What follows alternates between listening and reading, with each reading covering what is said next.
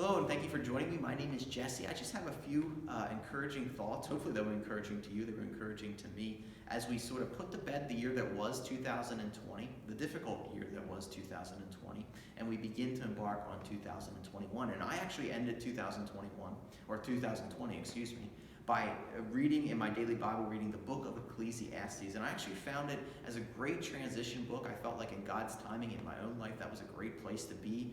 As I finished up the final week that was 2020, the difficult year was difficult in my own life. It was difficult in the life of the church that I'm a part of. I know it was difficult in your life as well. It brought many trials and many hardships. But I felt like this was a great book of encouragement and just shows us and reminds us what we should grab onto, what we should hold on to as we transition from one year to another, even as we transition from a very difficult year into the unknown of a new year that is going to be 2020.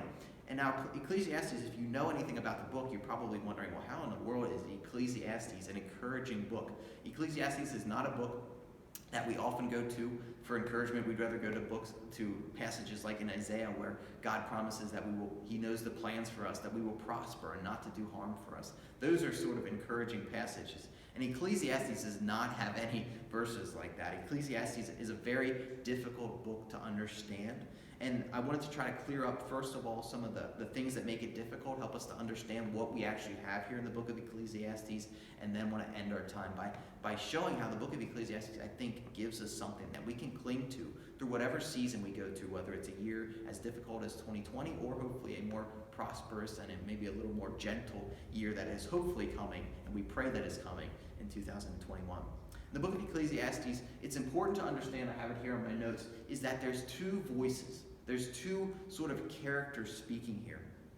Verse 1 of chapter 1 of Ecclesiastes, it writes, "The words of the teacher, son of David, king of Jerusalem." Now those words are what I'm calling the author. That's the person that has recorded all these things. And the author is mostly recording the words of the teacher. As he says here in verse 1, the teacher, son of David, king in Jerusalem. And the teacher does most of the speaking, but the author is sort of recording what the teacher, this wise teacher, has recorded. And the teacher's words, they're not encouraging. They're very downer. He talks a lot about hard subjects. I mean, verse 2, when he begins to speak, he starts by saying in the NIV, "Meaningless, meaningless," says the teacher. "Utterly meaningless. Everything is meaningless. What do people gain from all their labors in which they toil under the sun?" He says, "Generations come and generations go, but the earth remains forever." I mean, he hits and does not use very encouraging language. His teacher is saying everything is meaningless. Everything is utterly meaningless. Now, that's the most popular translation. That's in the popular translation that is the NIV translation, but that's not really a great translation of what that word that is translated here as meaningless is actually saying. That Hebrew word is actually hevel. And that Hebrew word has more connotations, less that it's about everything is meaningless and more that everything is but a vapor, but a smoke, but a mist.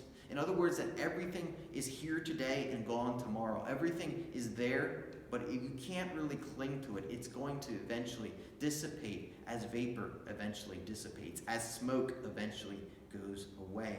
It means saying that we really in this life can't cling to everything.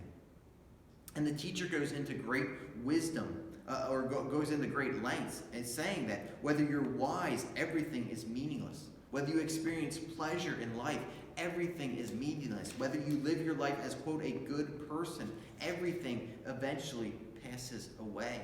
Whether you live your life in folly and don't live your life surrendered to wisdom and use godly wisdom, everything you will experience the same fate. That working hard and striving, eventually you'll experience the same fate.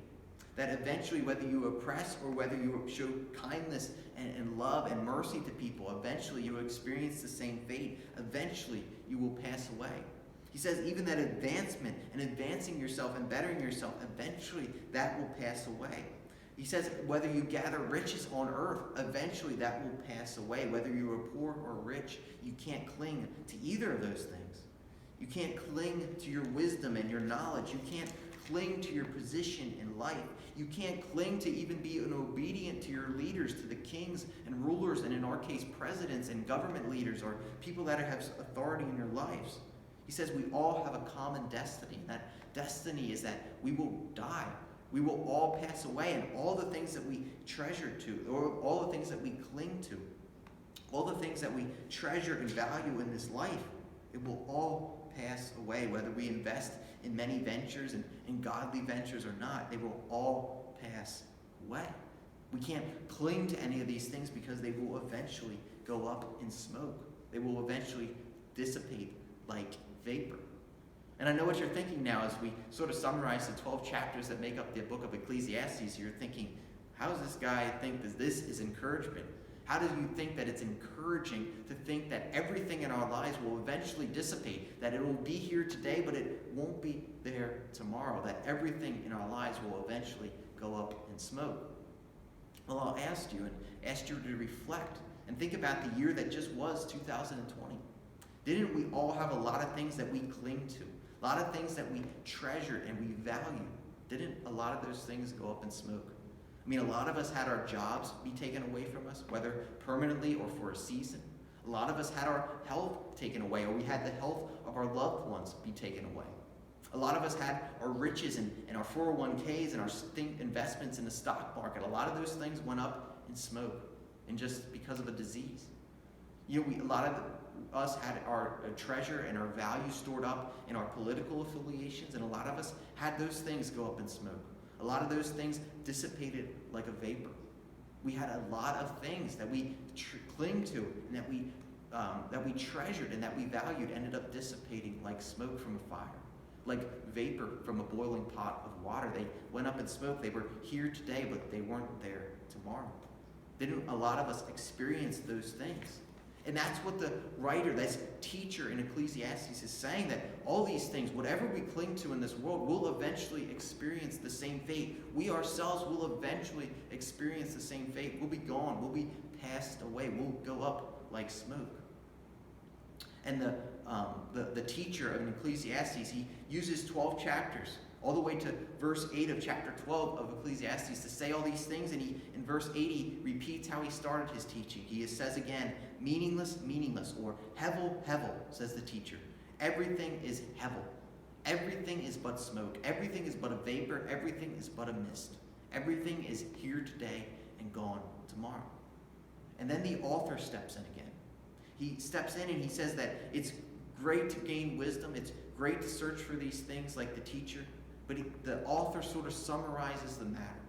He says, yes, everything is here today and gone tomorrow. He says, nothing in this world can we cling to that won't eventually dissipate like mist, like smoke from a fire. But he says, uses the final two verses to say the one thing that we can cling to. He says, now all have been heard. Here's the conclusion to the matter. He says, now that all this has been heard, now that we've firmly established that nothing in this world can we cling to, he says, do this. Fear God and keep his commandments. He says, this is the duty of all humankind. This is the duty of each and every one of us. He says, for God will bring every deed into judgment, including every hidden thing, whether it's good or evil. He says the only thing we can cling to, the only thing we can hold on to as we go through this difficult journey, we can't cling to anything whether we determine it to be good or bad in this world, but we can do one thing. We can fear God. We can follow God. We can trust in God. He says this is the duty of all mankind. He said it's not to cling to, it's not to treasure up, it's not to store the things of this world, because eventually they will go away. They will fade away like smoke from the fire. But he says God will not. He says our duty, whether our lives are going the way that we want them to or not, whether we're experiencing triumph or hardship or tribulation or triumph, our duty as human beings, as men and women, as images created in the image of God, is we are to fear God. We are to trust God. We are to keep his commandments. We are to love God and we are to love others. That is the only thing Ecclesiastes teaches us that we can cling to, because everything else will go up in smoke.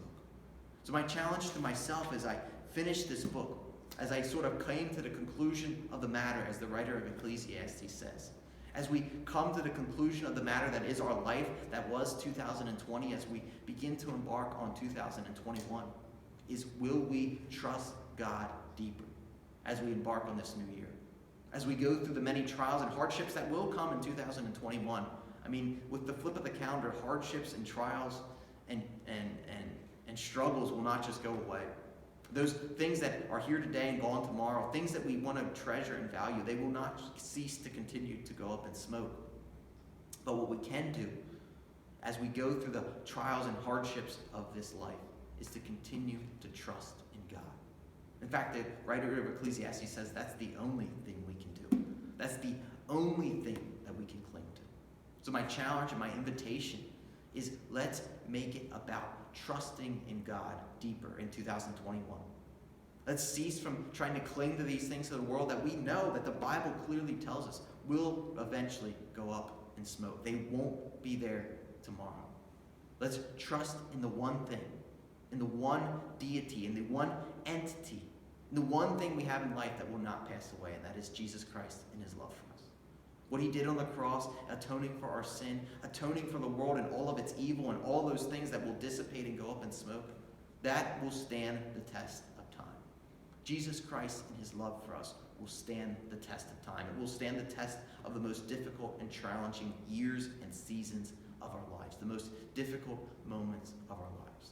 We can trust in that. We can cling to that. We can value and hold on to that. So that would be my invitation. Trust in the Emmanuel. Trust in the God that is with us. Trust in the God that is there, that we can cling to and that we can hold on to through the most difficult seasons.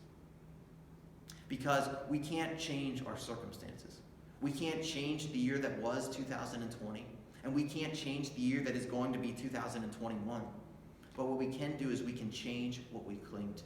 We can change the person that we are through Jesus Christ. Are we going to be a person that is going to cling to things like our relationships or our wealth or our wisdom or our position in society, things that we know that are going to pass away, things that 2020 proved to us will pass away, that we can't cling to, things that are but a vapor? Or will we cling to the one thing that will not pass away? The one thing that will stand the test of years as difficult as 2020 and years and eternities going forward.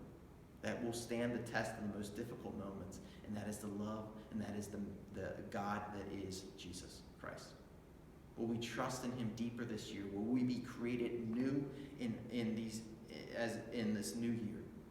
Or will we just continue to go back to the same things that will pass away, the same things that will fade away in our lives? That's my challenge. Let's trust in Jesus Christ more deeply this year. Let's fear God more deeply this year. Let's come to the conclusion of 2020 and say, yes, God, you are the only thing that I'm clinging to, because you are the only thing worth clinging to. So let's do that more deeply in the year ahead, as a church and as individuals.